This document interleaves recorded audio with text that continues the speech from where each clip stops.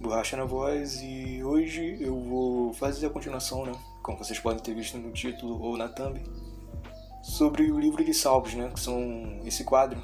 Eu sou apenas eu lendo, né, as anotações que eu fiz sobre esse livro da Bíblia. E como sabem, o livro de Salmos é um livro bastante grande, né, complexo não, denso.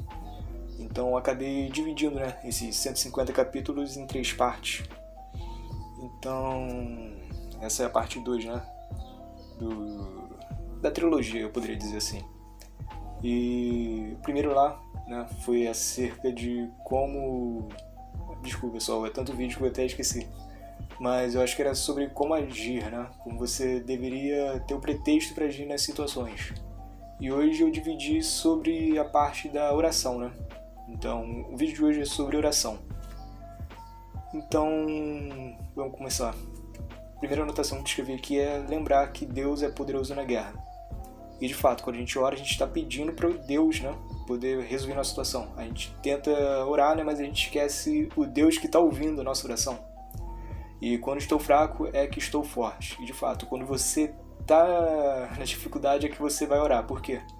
Porque você percebe que na sua própria força você não vai conseguir. Então, quando você está fraco, é porque você está forte, porque você foi buscar ajuda àquele que tem todo o poder.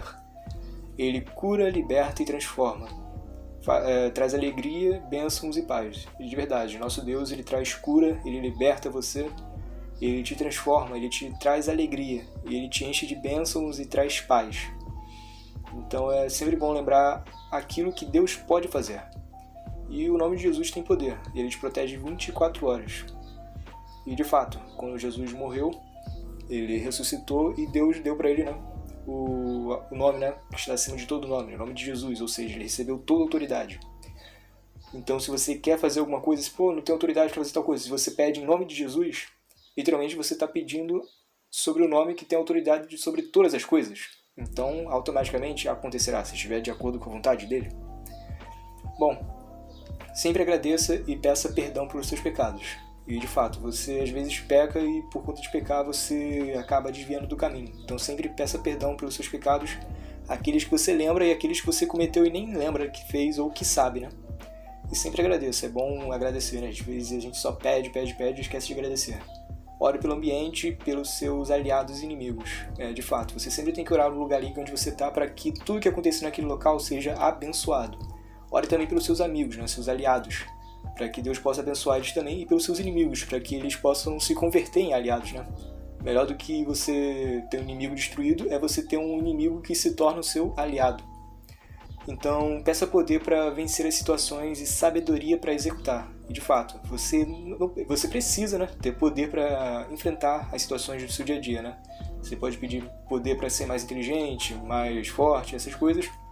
Porém, não basta você ter o poder, você tem que ter a sabedoria para poder executar, né? Então não importa se você tem um grande poder, mas não sabe usar ele. Então peça sabedoria também. Peça para ele te fortificar na palavra e não desviar do caminho. De fato, porque é a palavra que nos sustenta e que nos faz continuar acreditando em Deus. Então peça para ele te fortificar na palavra e não desviar do caminho, né? Da verdade, não sair da trilha de Deus.